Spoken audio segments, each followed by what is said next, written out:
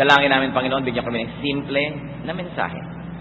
At ito'y aming maipamuhay araw-araw. Lalong-lalo kung sa aming kalagitnaan, mayroong ngayon ay dinadalaw at sinusumpong ng sobrang kalungkutan. Minister to us, O God, touch our hearts, set us free, so that we can say it is well with our souls. Lead us, Father, teach us, be our speaker, use your servant only as your instrument. In the name of Jesus, our Lord, our teacher, we ask you, Father. Amen. Kalungkutan ang dumarating sa buhay ng tao. Meron po nalulungkot lang ng ilang saglit, merong ilang minuto, merong ilang araw, ilang linggo, pero pag yan linggo na binibilang, it can lead to depression. It can lead to a clinical case wherein people are no longer thinking clearly. They are no longer in command of their faculties, at maaaring makagawa sila ng mga bagay na kung nasa mas matinu silang antas ng pag-iisip, ay hindi nila magagawa. Kaya dapat ang lungkot ay hinaharap, tinatalo, o kaya ay nilalampasan. When lonely, change your body chemistry. Loneliness is a chemical disposition. Ang lahat po ng creation ng Diyos, hindi hiwa-hiwalayan. Yung arithmetic, mathematics, numbers, nasa tao yan, nasa halaman, nasa mga ibon. Yung physics, nasa atin. Ganon din yung chemistry, electricity. May electricity na umanda sa ating katawan. Merong chemistry yan. Kaya napakahalaga, change your body chemistry. Sa katunayan, isa pong propeta ang sobrang lumungkot at gusto na niyang mamatay, pero nung naiba ang body chemistry, naiba na rin ang kanyang pananaw at gusto na uli niyang mabuhay. 1 Kings 19:7-8, the angel of the Lord came back a second time and touched him and said, "Get up and eat, for the journey is too much for you." So he got up and ate and drank. Si Elijah, isa sa mga pinakadakilang propeta na naglakad sa balat ng lupa, dumating sa sobrang lungkot na hinihiling niya sa Diyos, bawiin na ang kanyang buhay. At nangyayari po yan sa mga taong sobrang lungkot, parang nawawalan sila ng dahilan para mabuhay, kaya yung mga iba nagpapakamatay pa nga. But such a desire is not normal. It is brought about by chemical, among other configurations in the human person. Kaya dapat i-isolate at bigyan ng lunas ito. So when you are lonely, when you're very lonely, eat, drink. At kung kailangan na uminom ka ng gamot na ipinrescribe sa'yo ng doktor, take medicine. In fact, even psychiatry leans heavily on chemistry. Kaya pagka ang mga pasyente sa psychiatry ay depressed, binibigyan niya ng mga medicine na you can call uppers, pampasigla. Pag hyperactive naman, binibigyan ng downers para medyo humupa-hupa at pumayapa. So we are chemistry. Kailangan ay binabalanse yun. Kaya kita ninyo, pagka ang mga kababaihan ay nagme-menopause, and they say there's also such a thing as a male menopause, chemical changes happen in the body, naiiba yung mood, nagkakaroon ng mood swings. Chemistry. Kaya yung mga babae, pag meron sila mga monthly period, ano nangyayari? Meron sila kumisang kakaibang mga nararamdaman sa katawan na nagpamanifest sa kanilang asal, sa kanilang ugali. This is chemistry. So eat, drink, take medicines. And there's a very easy and in fact a free way to change your body chemistry. Cry. Umiyak. No? Napakahalaga yon na pinapalitan mo ang iyong body chemistry. Katulad lang ni Haring David. Nung namatay ang kanyang anak, kumain siya, naligo siya, pinalitan niya yung situation ng kanyang katawan, samantalang nung naghihingalo at mayroong sakit ng kanyang anak, ay siya ay nag-fast, di siya kumain. Pero nung namatay na, sabi niya, wala na akong magagawa, patay na, kakain na ako. Dahil sa sobrang lungkot niya, pinalitan niya ang kanyang bodily chemistry. In fact, people of ancient civilizations believed in the therapeutic powers of crying. More than 2,000 years ago, si Aristotle theorized that crying at a drama or watching a play and crying while watching it cleanses the mind.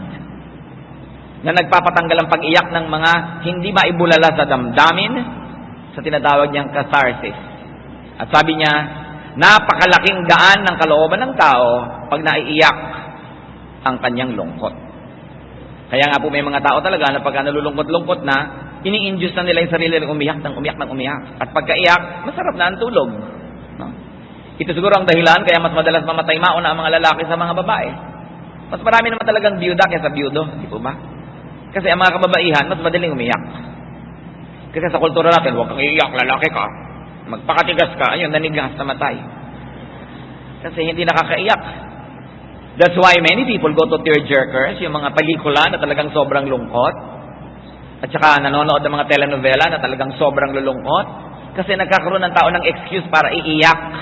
Hindi lang yung lungkot ng kwentong pinapanood nila, pati mga sarili nila mga lungkot. Lumalabas yung luha. At pag-alaman po ng mga nagsasaliksik na yung luha, siniyasat nila yung chemical composition, that it has many toxins found in stressed out muscles. Maraming laso ng katawan lumalabas kasama ng luha. Kaya yung talagang magaling umiyak, madaling din mag-relax. Libre pa. Change your body chemistry. Bukod sa kumain, uminom, umiyak, perspire.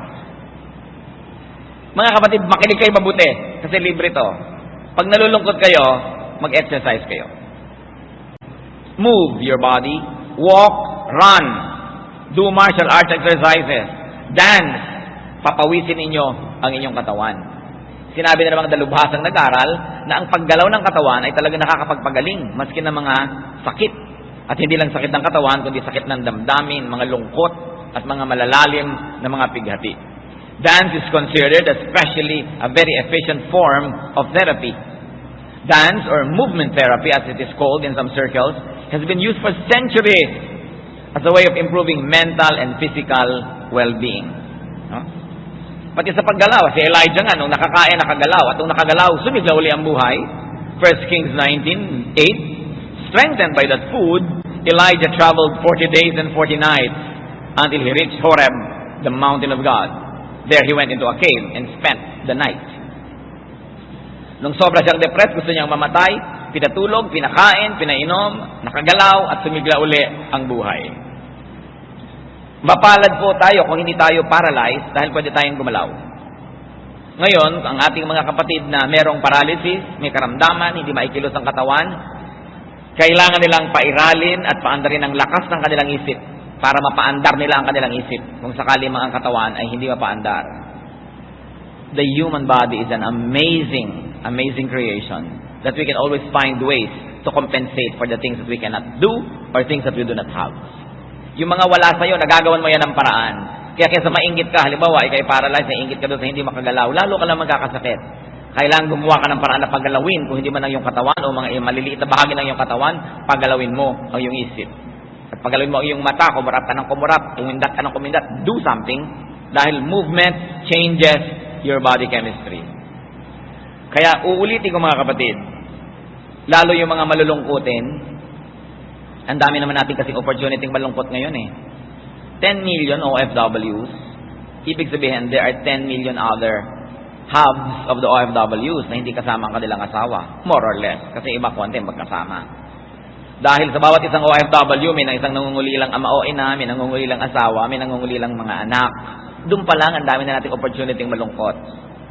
Pagkatapos, kahit hindi ka OFW naman, hindi kayo lagi magkasama ng mahal mo sa buhay. Isang malakas pagpalungkot yan eh, magkahiwalay kayo. Pero sinasabi ko nga po sa mga malulungkot, mabuti nga ngayon eh, meron ng internet, pwede na kayong mag-text, pwede na kayong mag-chat. Nung araw, magbo-voice tape ka pa, nasasabihin mo, ihuhulog mo pa sa koreo, isang linggo bago dumating doon, magbo-voice tape yun din at ihuhulog sa koreo, isang linggo bago dumating sa'yo, 2 weeks later ang sagot. Ngayon, text lang, ang bilis. Papa, wala na kaming pera ng mga anak mo. Ang bilis, di ba? So, ang bilis ng communication. Kaya, hindi na masyado dapat na iniinday ang ganyan mga lungkot dahil better off tayo ngayon than before. But, I'm going back to my issue. Pag nalulungkot kayo, exercise. If you have the money, go to the gym. If there is a gym, go to the gym. Biruin nyo, gaganda pa kayo, aayos ang inyong katawan, lulusog kayo habang nalulungkot. Kaya pag may nakapansin sa'yo, wow, kumari, ang sexy-sexy mo. Kasi ang lungkot ko eh. Di ba? Kasi ang lungkot-lungkot mo, tapos bumigat ka ng bumigat, no? Lalong humirap ang iyong kalagayan. So, change this, exercise. It will change your disposition, it will change your looks, it will be an advantage instead of a disadvantage. Another point, when lonely, create, recreate, work, do something creative, do something productive and helpful. Kailangan ng mga tao maraming ginagawa, sapagkat yung paggawa, nakakalibang. Nakakatuwa pa yung bunga ng iyong ginawa. Si Solomon po, na pinakamarunong na tao sa balat ng lupa, naging pinakamalungkot din. Sabi niya kasi sa Ecclesiastes 1:18, For with much wisdom comes much sorrow. The more knowledge, the more grief. Kaya yung mas matatalino, mas malungkot yan eh. Kesa sa hindi masyadong matalino. O baka maglungkot-lungkot ang tuloy kayo ngayon, ano? Dahil nakakalungkot pag marami ka ring alam. Kaya yung pong binibigyan ng Diyos ng ministry na maging marunong para akayin yung mga hindi marunong, maraming kalungkutan yun. Kaya dapat suportahan. Kasi biruin mo sa kanya na assign na maging marunong para sa iba. Si Solomon, ganun ang nangyari sa kanya. Sabi niya, with much wisdom comes much sorrow. So ano ang isa sa mga ginawa niya para harapin at talunin yung lungkot? Sabi niya sa Ecclesiastes 2:4-5, I undertook great projects. I built houses for myself and planted vineyards. I made gardens and parks and planted all kinds of fruit trees in them. Naging productive siya. Imbes magmukmok, malungkot, magdrama, gumawa ng mga bagay na pakipakinabang para sa kanya at para sa iba. At ang masaya po sa nagtatrabaho, napapagod. At ang napapagod, nakatulog, nalilimutan ng lungkot. Yung dalaw ng lungkot, yung sumpong ng lungkot, nalampasan. Hindi mo naman pwedeng lampasan ang lahat ng lungkot ng buhay.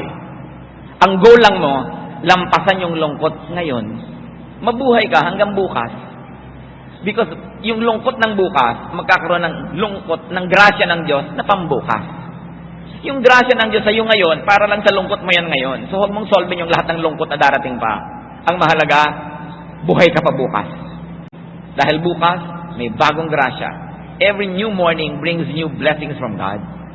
Kaya yung mga iba, sobrang nalulungkot, pinapakyaw na nila ngayon yung lungkot na darating pa. No. Sabi sa Bible, let the day's own trouble be sufficient for the day. Napakahalaga, one day at a time. One lungkot at a time. One problem at a time. Another thing to do, brothers and sisters. Pag nalulungkot, at ito tinulungan tayo ng Diyos dito, naglagay siya ng marami sa paligid, be soothed by beauty. Hayaan natin na ang kagandahan na nilikha ng Diyos ay magpahupa sa ating damdamin, magpalamig sa ating mga init, at magpangiti sa ating mga simangot. Relax and rest. Find beauty in the arts. Kaya kahit naman po sa kolehiyo, sa universal education, kasama yung humanities. Kahit ka mag-engineer, kahit ka magiging physicist, kahit ka magiging biologist, dadaan ka sa humanities. Dadaan ka sa arts subject. Kasi para ka maging kumpletong tao, dapat mong malaman na bahagi ng iyong buong pagkatao, nilikha ka ng Diyos, to find, appreciate, and create beauty, especially in the arts. Nakita niyo po si Haring Saul na binabagabag ng mga kung ano-anong demons inside him. Pag siya'y tinugtugan ni David, umaalis ang masasamang espiritu at natatahimik siya. 1 Samuel 16:23. Whenever the Spirit from God came upon Saul, David would take his harp and play. Then relief would come to Saul. He would feel better, and the evil spirit would leave him. Dahil sa music. You know, evil spirit cannot stand good music. Hindi nila gusto yan. Marami nag-iisip na doon daw sa impyerno siguro walang sound. Pero yun yung torture na walang sound. Kasi may sound, arrange mo lang, yung nagiging music. It can entertain you. Appreciate the arts. Look at beautiful things. Nilikha tayo ng Diyos na may likhas na kagandahan sa ating kalooban. At maganda na ito'y tapatan ng kagandahan na nasa labas ng ating pagkatao. Sapagkat pag nagtatapat yung dalawang yan, yung kagandahan sa iyong loob at kagandahan sa labas, may kapangyarihan na dumarating sa tao. We were fearfully and wonderfully made. And we were wired in creation for beauty. That's why you have to beautify your surroundings. Kahit maliit ang bahay, ayusin, huwag magulo. Para you are surrounded by order because God is God of order and you're surrounded by beauty. Sabi nga ni Mrs. Marcos, a man who doesn't appreciate beauty is only half a man. Hindi lang pambabae yung beauty, no? Dapat ang lahat ng tao, nagugustuhan mo yung mga bagay na magaganda. What else do you do when you're lonely? Change places.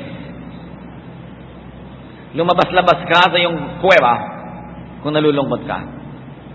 Makinig kayong mabuti mga kapatid, lalo yung mga malulungkutin, kadalasan, lugar, yung nagpapalungkot sa inyo, hindi nyo napapansin. Na pumisan iniisip mo, ba't nga ba ang tagal ko nagtiyaga sa ganitong uri ng kwarto? Ba't hindi ko man lang pinaganda? Ba't hindi ko man lang nilagyan ng magagandang picture?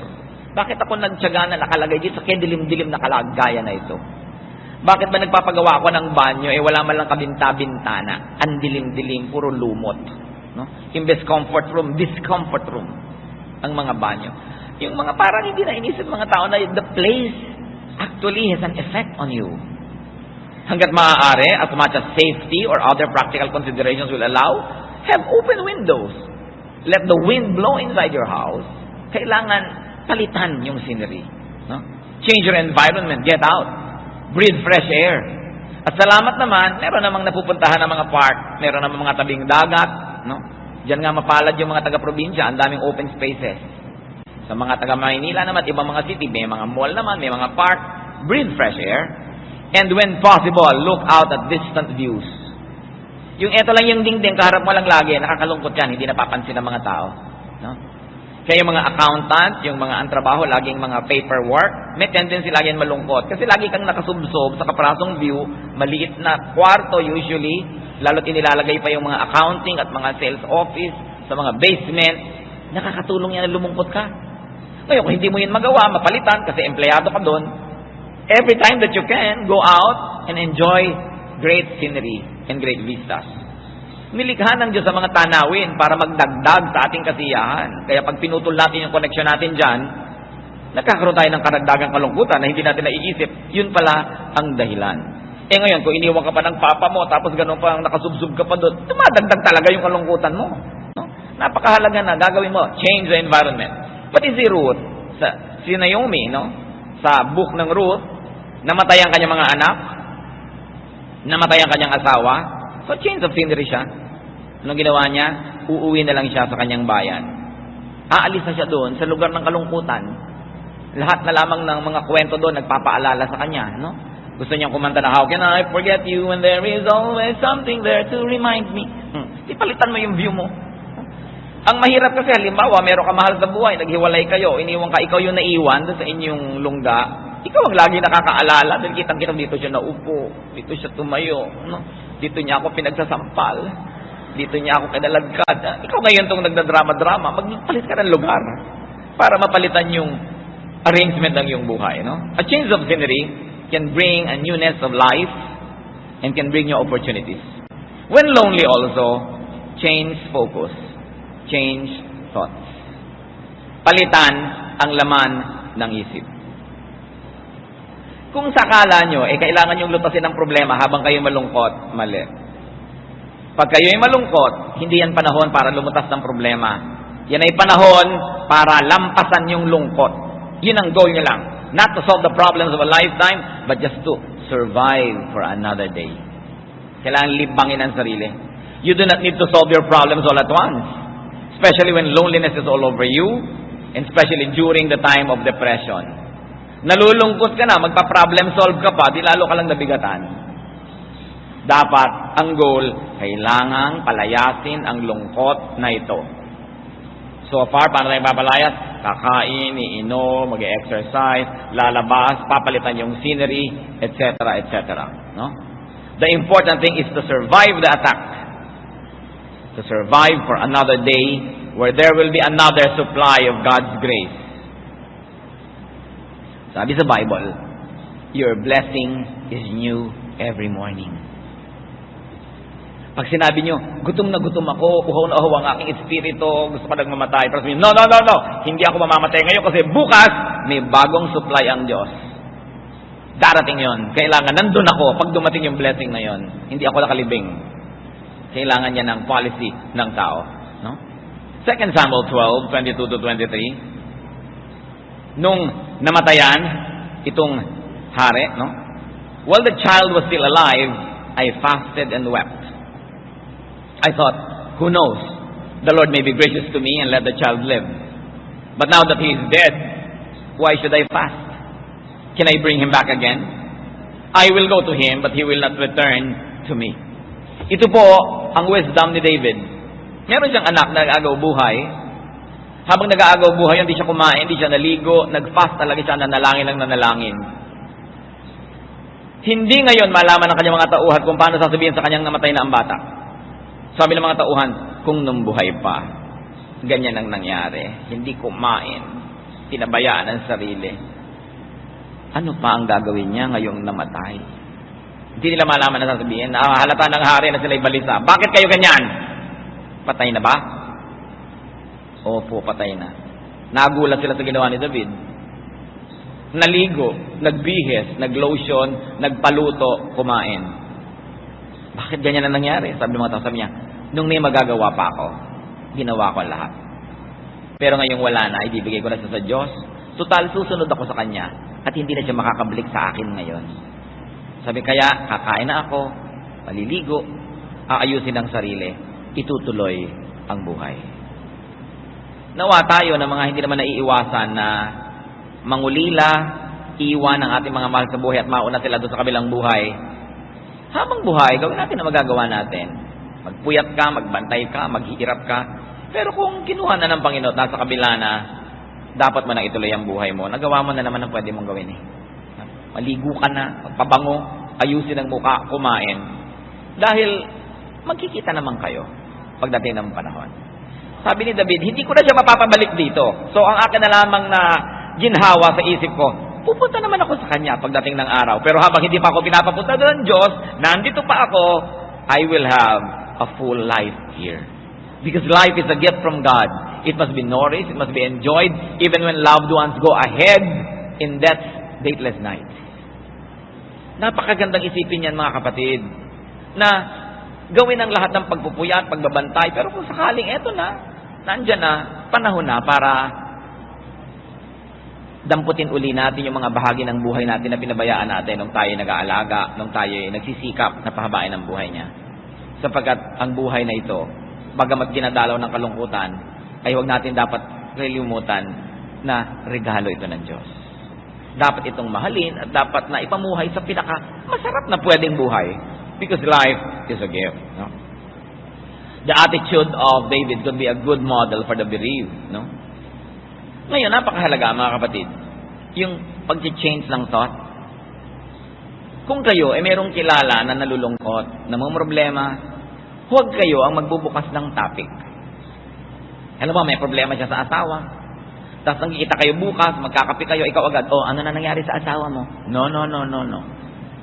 Dapat yung taong nalulungkot, ang bigyan nyo ng privilege kung gusto niyang buksan o hindi. Hindi para sa atin buksan yung sugat niya. Pero kung gusto niyang buksan yung sugat, nagbibigay siya ng mga hint na yun ang gusto niyang pag-usapan, sakay ka lang. Sige, pag-usapan natin. Pero hindi para sa iyo buksan yun at kalkalin. Kasi ang tao pong nalulungkot, ang taong namimighati, napaka-sensitive. Konting kante, konting hipo mo lang, sakit na sakit. Kaya kailangan siya ang magbibigay ng permiso sa iyo na pwede natin pag-usapan, kaya ko ngayon. Kasi meron po mga dumadating na lungkot sa buhay ng tao, mga problemang dumarating sa buhay niya na para bang gusto niya sabihin, Diyos ko, sana naman po wala nang kasunod ito ngayong araw na ito. Kung meron man next week na, kasi hindi ko na yata kaya, kung may dadagdag pa. No? Kaya tiyakin natin na kung tayo po nagmi-minister sa mga tao, huwag tayo yung magdagdag ng load na hindi niya kaya o ayaw niyang dalhin sa oras na yon. Na nandun lang tayo, let the grieving person preside over his or her life at tayo nakasupport lang ng nakasupport. Kasi kuminsan sa ating katabilan, kadaldalan, may nasasabi pa tayong lalong nagpapabigat sa damdamin ng tao. Kung minsan, ang sakit-sakit ng loob niya tungkol sa kanyang asawa, yung asawa ko talaga, napakasama niya, ganyan. Tapos dadagdagan mo, talaga yung asawa mo, demonyo talaga yan, ganyan. Nasasaktan din siya dahil may right siya na sabihin yun tungkol sa mahal niya sa buhay, pero ikaw wala. Pag ikaw na nagsabi, galit na rin siya sa'yo. No? Kasi mahal niya yun. So maingat tayo, dapat yung bibig. Napakalaki ng nagagawa niya sa ikabubuti o itasasama ng kalagayan ng kapwa. Pero pag ang kapwa ay sobrang lungkot, napaka-sensitive niya, isang salita mo, pwede siyang malagot ang hininga. Kaya dapat mabait tayo sa mga nalulungkot. No? At yung pag-aalala tungkol sa maraming mga bagay, isipin natin, balikan natin na may bukas para sa ibang problema, huwag nating pakyawin lahat. Sa Matthew 6:34, sabi ng Panginoong Jesus, therefore do not worry about tomorrow, for tomorrow will worry about itself. Each day has enough trouble of its own. At Romans 12:2, be transformed by the renewing of your mind. It has a universal meaning. You want to change the equation of your life right now? Change your thoughts. Change the way you think. Focus on something else. Focus on beautiful things. And allow the lonely people around you to refocus their thoughts. Bigyan nyo sila ng ganung lugar. Psalm 42 verse 5, isang magandang halimbawa ng pagpapalit ng laman ng isip. Why are you downcast, O my soul? Why so disturbed within me? Put your hope in God, for I will yet praise Him, my Savior and my God. So nakita nyo, from downcast and disturbed to hope and praise. Sabi niya, bakit ka nga ba nalulungkot? Ha? Kaluluwa ko, sarili ko, kalooban ko. Bakit? Tigilan mo yan, sabi niya. Bakit sobra ka nababagabag? Umasa ka sa Diyos. Purihin mo ang Diyos at maiiba ang lahat. So kung nalulungkot na nga, huwag nang dagdagan man ng lungkot, ibahin ang iisipin. Philippians 4:8, finally brothers, whatever is true, noble, right, pure, lovely, admirable, if anything is excellent or praiseworthy, think about such things. Yan ang pagtuunan mo ng pansin. Sabi niya, yung maganda, yung mabuti, yung kahanga-hanga, yung nakakapagpasaya, yung nakakapagpaangat ng damdamin. Yan ang pagtuunan ng pansin. And very importantly, when you're sad, do something enjoyable. Have you heard of one of the most effective therapies of all? It's called retail therapy. Shopping. No. Napakalakas magpalibang ang shopping. Sabi niya, walang pera. Kaya sasabihin ko ang next kong mensahe, mga kapatid. Kahit gaano kahirap ang buhay, kahit gaano kayo kuminsan kakapos, mag-ipon kayo ng pang-shopping money pag nalulungkot kayo. Save some money to splurge in times of loneliness. Pero kayo dapat alkansya na nakalagay sa labas, lungkot fund. Diba? Hindi ko ito gagastahin dahil masaya ako. Masaya na nga ako, gagasta pa. Diba? Hindi ko ito magagastahin na pang blowout. Hindi ko ito gagastahin dahil may gumraduate. Pag nalungkot ako, uubusin ko to. Hindi ko pag-iisipan na sayang. Kasi yung nailigtas niya ako sa pagiging baliw na hinahanap ko si Basilio, hindi sayang yon. Dapat meron kang shopping money. When lonely, put money to work. No? Sabi sa Ecclesiastes 10:19 ni Solomon, a feast is made for laughter, and wine makes life merry. But money is the answer for everything. Kita nyo? Nakakapagpasaya yung pera. Hindi lagi, pero madalas. No? So, mag-ipon-ipon kayo ng tawag? Lungkot fund. Ngayon, ang ipanalangin nyo, hindi nyo magamit buong buhay. Sana nga. Pero kung sakali, meron kayo nun. Meron naman mga tao, napaka-miserable, walang maibili kahit lason kung gusto magpakamatay. Wala man lang naimpok. No? Kailangan nag-iipong-ipong ka na pangpasaya sa buhay kasi dumadalaw ang lungkot. Mga wives, di ba? Mag-ipon-ipon kayo. Pagka biglang nawawala ang asawa nyo, hanapin sa tawi-tawi, dapat may pamasahe naman kayo. Ang hirap-hirap nung balisa-balisa ka sa buhay, may nabalitaan ka nasa tawi-tawi, wala kang pamasahe. No? Nakatingin ka lang sa picture sa kalendaryo sa dingding nyo at pinag-uumpugan mong ulo mo dahil wala ka man lang. Ang hirap namang malungkot na walang-wala ka pa, no? So, kailangan pinaghahandaan ng ganyang bagay kasi dumarating. And when lonely, what else do you do, brothers and sisters? Talk. Let it out. Confess. Napakalakas magpagaan yung nagko-confess ka. No? Gumaan. Kaya lang ang bumigat, yung pinag-confessan. Pero ang bigat-bigat ng loob mo, tapos yung sa asawa mo, pagaganing kong loob ko, sasabihin ko yung pinagtataksa lang sa the last 50 years. Ay, lumog din ang loob ko. Sabihin nga tumbay yung asawa mo, namatay. Dahil lumipat sa kanya yung bigat. But confession really does help. No? Yung nagko-confess ka, nagsasabi ka, share. At napakaganda po ng Tagalog dyan. Wala nang gaganda pa. Huminga. Sabihin ako, makahinga man lang ako, ihinga ko man lang itong aking sama ng loob na ito. No? Kailangan ng tao nakakahinga. Kaya mahalaga na meron tayong nahihingahan. Nehemiah chapter 2 verses 1 to 3. Sabi nitong propetang si Nehemiah, dahil siya ay tagabigay ng alak sa hari, sila ay bihag sa ibang bansa. I took the wine and gave it to the king. I had not been sad in his presence before. So the king asked me, why does your face look so sad when you are not ill? This can be nothing but sadness of heart. Alam niyo po, sa presence ng royalty, bawal lumungkot. Bawal ang sakit ng ngipin, bawal ang lahat ng uri ng sakit. Kasi dapat hindi mo binibigyan ng kabigatan ng damdamin ng namamahala. Sapagkat naniniwala ang lahat na kung magaan ang kanilang pakiramdam, higit lalong magiging magandang pag-iisip at lalo silang makakapamuno. There is such a thing as that kind of ministry, that you minister to people with high positions, you minister to people with grave responsibilities by not making them any sadder than they already are. Kaya sinabi itong si Nehemiah, hindi ko naman ugali na magpakita ng mahabang muka sa harap ng hari. Pero sapagkat napakatindi ng kanyang kalungkutan, hindi nailihim ng kanyang expression. At yung hari naman talaga, deserving maging hari, sensitive, marunong. Sabi niya doon sa nag-aabot, ba't ganyan ang mukha mo? Kang lungkot-lungkot. Siguradong wala nang ibang dahilan, kundi yan ay sadness of heart. At dahil na expression, nahanap ng kalutasan yung ikinalulungkot niya at nagkaroon siya ng kasiyahan. Now, because you have to share, dahil kailangan tayong huminga, pre-depression preparation is needed. Anong ibig nating sabihin? Sapagkat alam mong darating at darating ang mga araw ng lungkot at napakahalagang meron kang nahihingahan, dapat bago pa dumarating ang mga araw ng lungkot, mga kapatid, meron na tayong mga kaibigan, kapalagayang loob.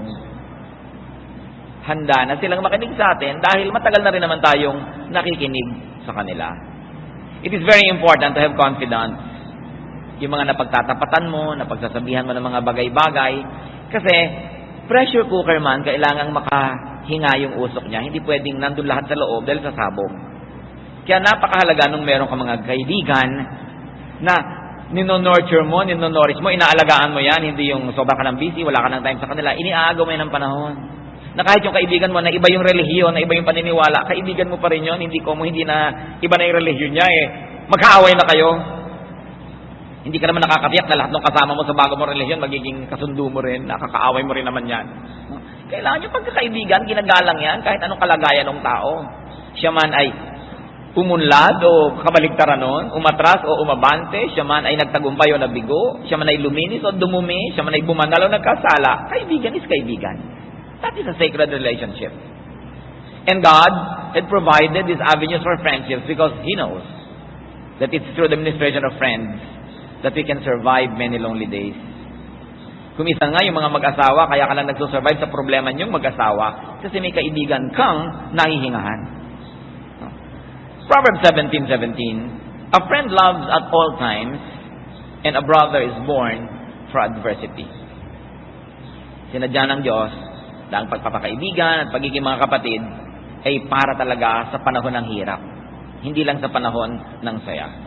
Ngayon, ikaw maka-Diyos, Bible-based, born-again, evangelical Christian, nakakahinga ba sa iyo ang iyong mga kaibigan? O nagsisimula pa lang sila dyan-judge mo na evil yan, mali yan, sin yan, hindi na makakibo sa iyo. No? Hindi ka na makaka-minister sa kanila pag gano'n kaka-judgmental. There is a time to preach. Sabi nga sa Ecclesiastes, there is a time for everything. There is a time to be silent. There is a time to speak. So kailangan meron tayong mga kaibigan. Proverbs 18:24, there is a friend who sticks closer than a brother. It's precious to have friends. So offer your ears and listen. Hindi naman ikaw lang lagi ang papakinggan. Whenever you are the strong one, then be the listener. Be the comforter. Because your time may come when you are the one who needs the comfort, then you will be the speaker and the other person, the listener. Kadalasan naman, kahit hindi ka bigyan ng payo, yung makahinga ka lang, lumuwag na Kailangan lang maihinga. At yun, ang mga wika po natin sa Pilipinas, ang mga iba natin mga wika, meron din silang word for that. Ang ibig sabihin din, ihinga mo, sabihin mo, ilabas mo. So, anong payo ng Proverbs 27:10? Do not forsake your friend and the friend of your father. And do not go to your brother's house when disaster strikes you. Better a neighbor nearby than a brother far away. Hindi tayo pinipigil na pumunta sa kapatid, pero ang context nito, malayo yung kapatid mo, may kapitbahay ka, di diyan ka na pumunta sa kapitbahay. So, ang moral lesson, makipagmabutihan sa kapitbahay. Kasi may mga kapatid ka man, kung malayo, baliwala rin yun. Ang mahalaga, maganda ang relasyon mo doon sa mga taong malapit sa iyo. Ngayon, kung wala kang ganitong karamay, may mga tao sumusuling sa mga professionals, sa mga psychiatrists, counselors, at huwag niyong mamaliitin, may mga nagpupunta sa mga GRO at mga hostess. Alam niyo kung bakit? Wala nang masabihan eh. Napakadalas minamasama natin yung mga babaeng ito, mga hostess sila, mga GRO, kukuya-kuya-koy, chichiklet-chiklet, nakikinig sila ng mga problema nito, mga lalaking ito, gaganyan-ganyan. Pero hindi natin alam na nakakaminister din sila. Kaysa magbaril na yung tao dahil wala na mapagsabihan, walang mapagtapatan. At alam niyo kung bakit kuminsan sa mga ganito pa uri susuong at pupunta ang marami? Kasi judgmental tayo. Na i-communicate ba natin sa ating mga anak na ano man ang problema nila, pwede nilang sabihin? O takot sa magulang sobra? Kaya kuminsan, the parent is the last to know. Nakapitong abortion na pala yung anak, hindi alam ng nanay. Bakit kuminsan, parents are the last to know? Because we communicate to them an air of judgmentalism. That they cannot tell us certain things. No? Ayaw natin madinig. We bury our head in the sand and we pretend that the world is pink and beautiful when our own children have problems. Mga kaibigan natin, hindi nakakapagtapat sa atin, nagbabalat kayo, itinatago ang mga tunay nilang mga nadarama, kasi hindi tayo nakakapag-communicate ng openness na unconditional love. Kung ano ka man, ano man yung problema mo, anong naradama mo, dadali natin yan together. So hindi nagsasabi. For every person that commits suicide, there are probably 100 others to be blamed also. Dahil bakit nandyan lang sila, hindi sila nasabihan? Kasi hindi sila nakapag-communicate na pwede silang sabihan. Mahalaga ang tao nakakahinga. Pag may problema ang mahal natin sa buhay, hindi panahon yan para maging matalino. Hindi panahon yan para maging moral. Hindi panahon yan para maging correct and righteous. Panahon lang yan para magpagaling ng sugat. Panahon yan para magmahal, mag-aruga, tumanggap ng walang patakaran. At kung matino na, lumakas na yung tao, nakarecover na, kung meron mang dapat pag-aralan, doon pa lang dapat pag-aralan yon. Nakakalungkot kung minsan, ang pagsisisi lagi nasa huli ng mga magulang kinailangan magsisi ng anak nila, naglihim sa kanila, lumubog sa problema dahil nauna ang takot. So it's important when you connect with the source of your happiness. Dali naman mag-connect ngayon. A call, a text, an email, a chat, connect ka na. No? Napakarami ng paraan ngayon para makakonect ang tao. So avoid needless disconnection. Avoid needless everything or nothing arrangement. Lalo sa mga mag-sweetheart, kaya naman ang lungkot-lungkot mo, ayaw mo lang mauna mag-text eh. Kung nag-text ka lang, text na rin siya dahil hindi na rin siya makatiis, inaantay lang mauna ka na, di unahan mo na, nang matapos na yung lungkot na yan. Yung mga ayaw mag-usap, hirap na, pero ang totoo, mauna lang siya, Diyos ko, paunahin mo lang po because of my pride naman. Kahit koting-koting una lang, kahit smiling, pwede na. No? Tapos, kakausapin mo, dalawang text lang nagpalitan, natanggal na yung lungkot mo, bumalik na yung saya mo, bakit di mo gawin? Pinapahirapan mo yung sarili because of pride. Pag may mga tao nagmamahalan, tapos hindi sila nag-uusap, nag-aaway sila, nakakalungkot yun, pareho rin namang nalulungkot, parehong gumagawa ng mga kabalbalan para malibang.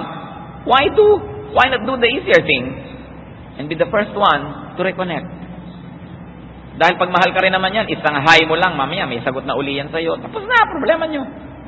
Kung bakit gano'n, yung mahal na mahal mo sa buhay, yung hindi lang mag-text, problema mo, laki-laking bagay. Pero isang text lang, para ka nang dinala sa paraiso.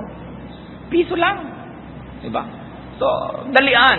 Connect with the source of your happiness. It could be the most powerful medicine. And if this is not possible at all, because that person does not want to connect with you, halimbawa, connect with an empathizing person. Or connect with an enjoyable companion. Kaya mahalaga kung may mahal ka sa buhay, meron kayong common friend. Para kung kayo nagkasira o whatever, meron ka malang nahihingahan, nakilala rin niya yung karakter ng buhay mo na yon, lumuluwag ang iyong kalooban. We were created by God to need other people and to be needed by other people. But you have to invest time, energy, a lot of love to nourish such a relationship. And of course, above all, when you're lonely, how to survive it? Connect with God. Kailangan pa bang i-memorize yan? Diba? Pray. Worship. 1 Samuel 1:10 and 12 to 16. In bitterness of soul, Hannah wept much and prayed to the Lord. As she kept on praying to the Lord, Eli observed her mouth. Hannah was praying in her heart and her lips were moving, but her voice was not heard. Eli thought she was drunk. and said to her, "How long will you keep on getting drunk? Get rid of your wine." "Not so, my lord," Hannah replied. "I am a woman who is deeply troubled. I have not been drinking wine or beer. I was pouring out my soul to the Lord. Do not take your servant for a wicked woman. I have been praying here out of my great anguish and grief." And because of that, God honored her situation and gave her relief. Marami tayong mga relief. Merong advisable, merong dangerous, katulad ng sinasabi nating relief in the hands of professionals, sometimes in hostesses and GROs.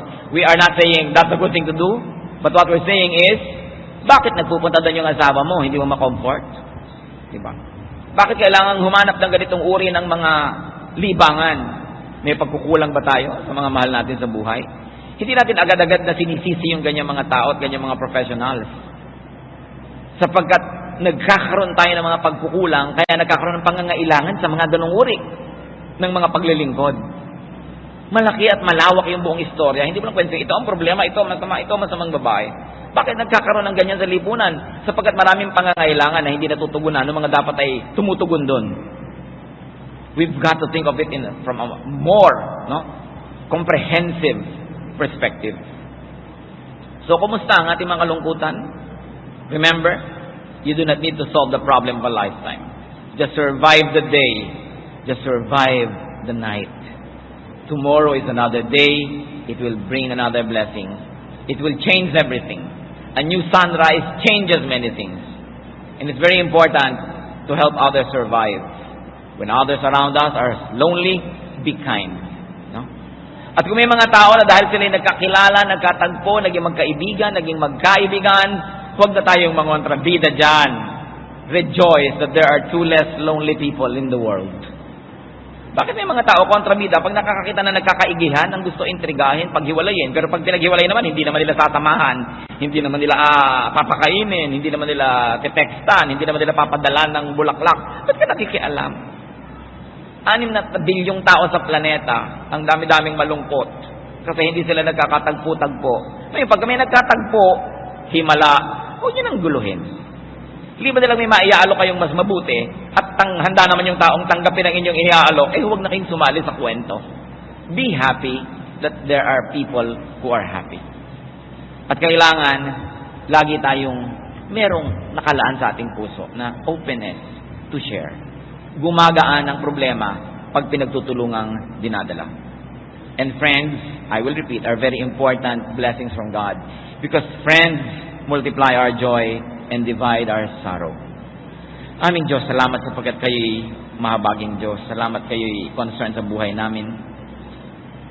Dalangin namin, Panginoon, yung mga kalungkutan ng aming buhay ay maihanat namin ang lunas sa iyong karunungan, sa iyong mga salita. Nawa ang aming mga pinag-aralan ay mapakinabangan at dagdagan niyo pa, payamanin sa isip ng mga kapatid. Manalangin tayo mga kapatid right now. Bow to the Lord in His holy presence and let the Spirit speak to you. I like to pray for some people. With heads bowed, eyes closed, in the presence of the Almighty. Nais ko pong ipanalangin ng mga kapatid ngayon na mayroong mga matinding kalungkutan. Mahirap dalhin, mahirap harapin, nandyan. Hihingi tayo sa Diyos ng habag. Sino man sa inyo, mga kapatid, ang nais maipanalangin, meron kayong mga kalungkutan, I'd like you to stand. We're going to pray. We're going to ask God for a blessing. Praise God for your openness to the Lord and for our honesty that we are lonely. Sino ba po ang nais tumayo? Hindi yan dapat kinakahiya. Inilalapit yan sa Diyos. Inihihingi yan ng pagpapala. Sapagkat ayaw ng Diyos na tayo nalulungkot. Gusto niya meron tayong kasiyahan sa buhay, payapa tayo, tahimik. Kung meron pa pong nais mag-acknowledge ng ganitong kalagayan and say, Lord, I'm lonely. Help me. I like to be touched by you. Tumayo kayo. Nais ko kayo ipanalangin. This is the time when we can be together in spirit. And the Lord says, when 2 or 3 are gathered in my name, I am there in their midst. When 2 of you are in unity and you ask, heaven hears. Kung may nais pang tumayo, tumayo kayo. Diyos namin, Diyos ng kasiyahan, Diyos ng kapangyarihan at pag-ibig. Hipuin mo ang bawat anak mong tumitindi ngayon sa iyong harapan. Nagpapahayag na kailangan ka. Kailangan namin kayo, O Diyos. Maraming umaalis sa buhay namin, kailangan namin kayo. Maraming nag-aalis ng aming kasiyahan, bumabawi ng mga pahiram na kasiyahan, kailangan namin kayo, Diyos. Marami kami mga pangamba, marami kami iniisip na nagpapalungkot, kailangan namin kayo. Panginoon, nilalapit ko sa iyo very especially ngayon yung mga nangungulila because they were bereaved. Kung meron man na dahil sa makabilang buhay ang mahal sa buhay, punuin mo ng Espiritu mo yung nabakanting bahagi ng kanilang puso. At nang sa ganon, gumaling ang sugat at maibsan ang kasiyahan na nagmumula sa iyo. Dinadalangin ko rin ang mga kapatid na nalulungkot dahil nagkahiwalay sila ng mahal nila sa buhay. Maaring iba't iba ang dahilan ng pagkakahiwalay pero ganun pa rin nagkahiwalay. Bigyan mo, Panginoon, ng kaaliwan. Bigyan mo ng lakas ng loob. Magpadala ka ng mga tao at mga bagay na magbibigay ng kasiyahan, ng kapahingahan ng isip.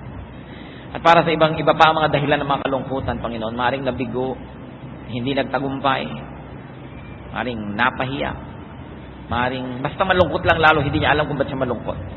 Hipuin niyo, Panginoon. Ipakita niyo ang daan upang magkaroon kami ng kaligayahan sa buhay. At nawa kami, Panginoon, maging sensitive sa bawat isa, na huwag kaming humadlang sa kaligayahan ng aming kapwa, lalo't hindi naman ikasasama ng sangkatauhan ng kanilang kaligayahan. Ituro mo sa amin, Panginoon, na itrato ang bawat isa na individual, na hindi namin pwedeng i-apply sa bawat tao ang isa lamang na prinsipyo because everybody is unique. Teach us, Lord, to respect persons, to respect uniqueness of persons, and to respect personal circumstance. Maupo kayo, mga kapatid. Patuloy tayong mananalangin.